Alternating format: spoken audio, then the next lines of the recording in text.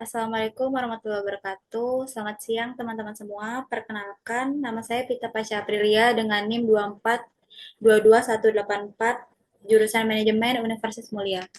Pada kesempatan kali ini saya akan mempresentasikan materi student webinar series 2026 untuk mata kuliah manajemen operasional dengan judul menguasai inti dan mengukur kinerja manajemen operasi modern. Baik, langsung aja kita mulai.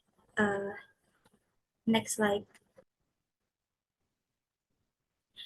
Nah, di sini sebelum masuk ke inti materi, saya akan sampaikan dulu apa saja tujuan dari presentasi ini.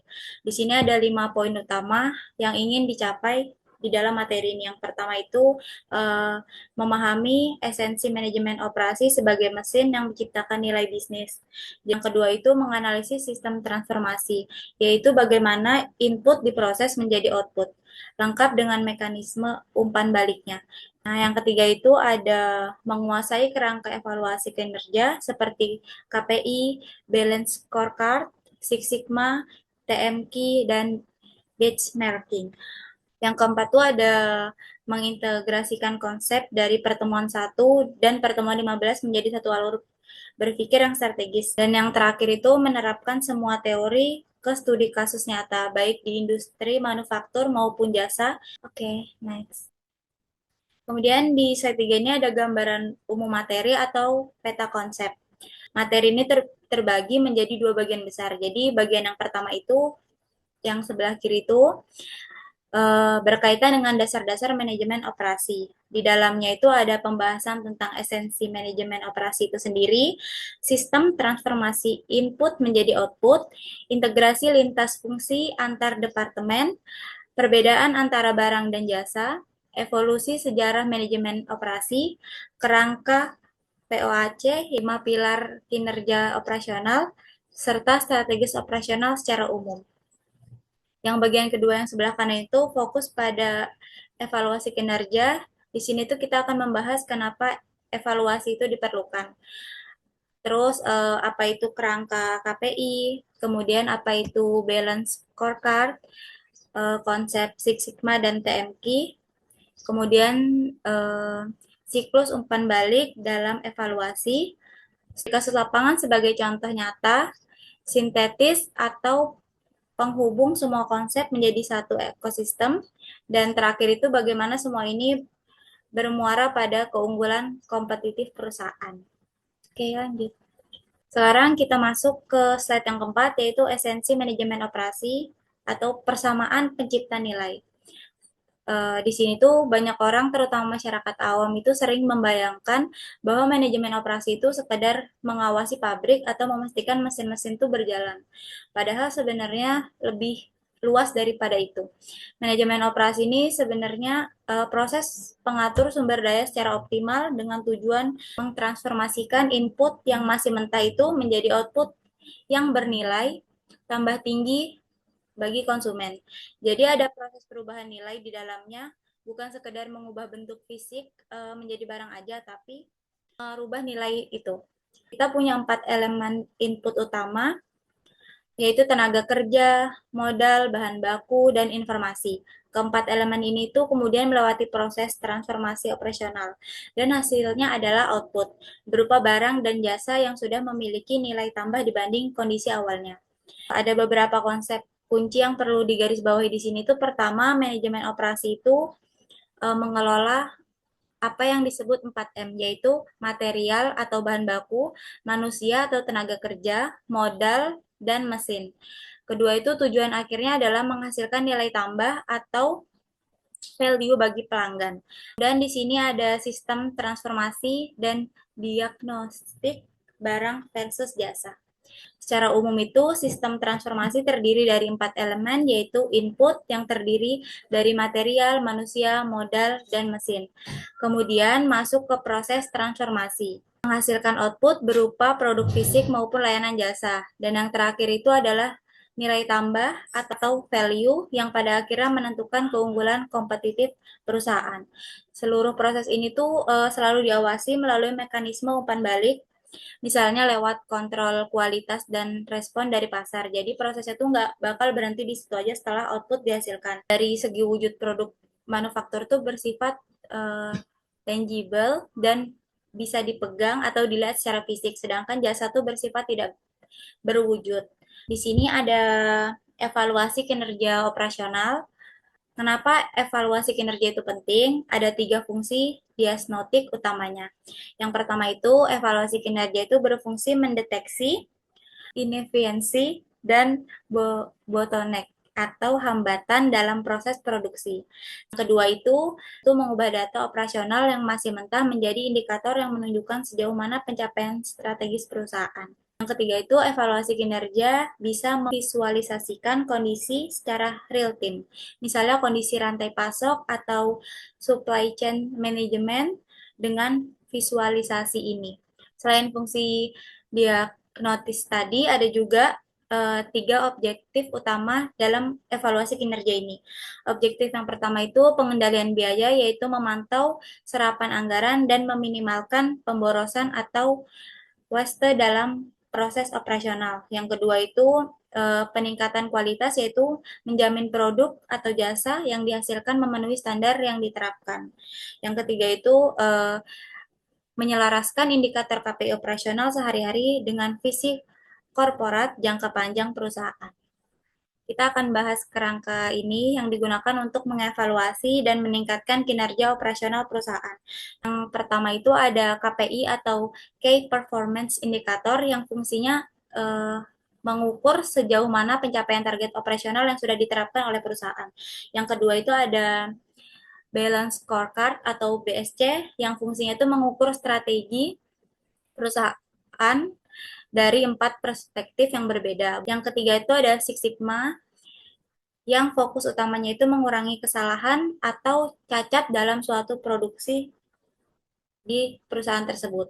Yang keempat itu TMQ atau Total Quality Management yang fungsinya untuk meningkatkan kualitas secara terus-menerus dan berkelanjutan.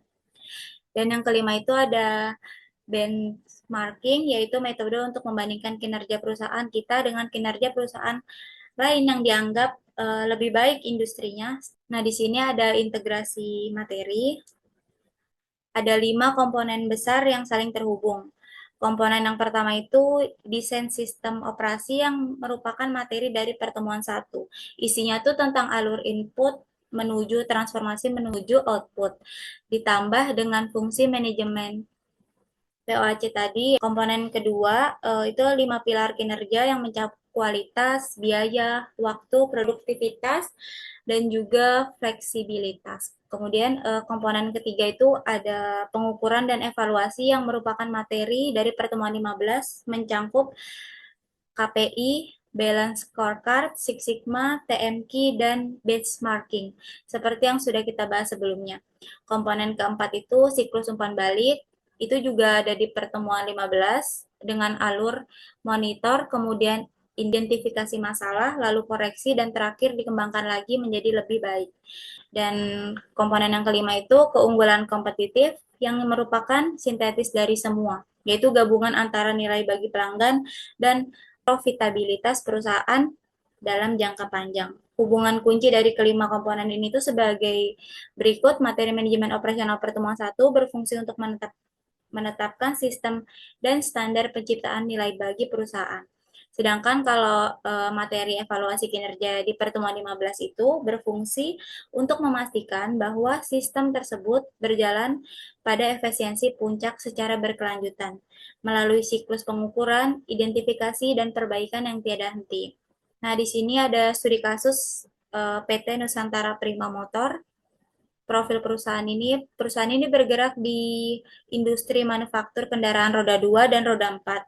Namun pada tahun 2023 itu perusahaan ini mengalami beberapa masalah yang cukup serius. Yang pertama itu reject rate atau tingkat produk cacat yang mengalami kenaikan yang cukup drastis.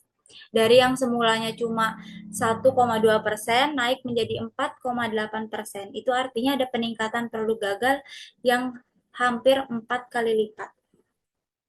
Yang kedua itu ketepatan waktu pengiriman atau on time delivery mengalami penurunan tajam. Dari yang semula 95% turun menjadi hanya 71%. Yang ketiga itu biaya produksi yang mengalami kenaikan sebesar 18%. yang tentunya menekan margin keuntungan perusahaan. Dan keempat itu dalam kurun waktu 60 hari saja itu perusahaan menerima 3 keluhan dari pihak distributor terkait kualitas maupun ketepatan pengiriman produk. Masalah muncul di setiap tahapan.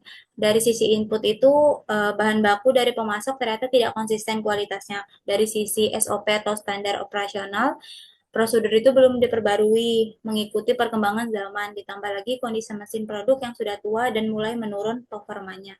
Dari sisi output itu proses inspeksi akhir hanya dilakukan secara samping saja, tidak menyeluruh terhadap produk yang dihasilkan. Dan dari sisi umpan balik itu, laporan kinerja perusahaan masih dibuat secara mingguan, sehingga masalah yang muncul baru terdeteksi setelah cukup lama. Di sini ada analisis kasus berdasarkan gejala dan penyebab yang sudah dipaparkan tadi. Ini kita simpulkan hasil dari analisisnya. Pertama itu akar masalah dari kasus PT Nusantara Prima Motor ini sebenarnya berasal dari bahan baku yang kualitasnya tidak konsisten dari pemasok. Kedua itu kondisi ini diperparah dari SOP yang belum diperbarui serta mesin produksi yang sudah berumur tua. Tiga, proses inspeksi akhir yang belum berjalan maksimal karena hanya dilakukan secara samping, membuat produk cacat itu lebih mudah lolos ke tangan konsumen. Keempat itu sistem laporan yang masih mingguan membuat masalah-masalah tadi itu jadi menumpuk atau terhambat untuk diketahui oleh manajemen. Jadi responnya tuh lebih lambat dan tidak bisa ditangani dengan cepat. Lanjut. Kemudian di sini ada rekomendasi.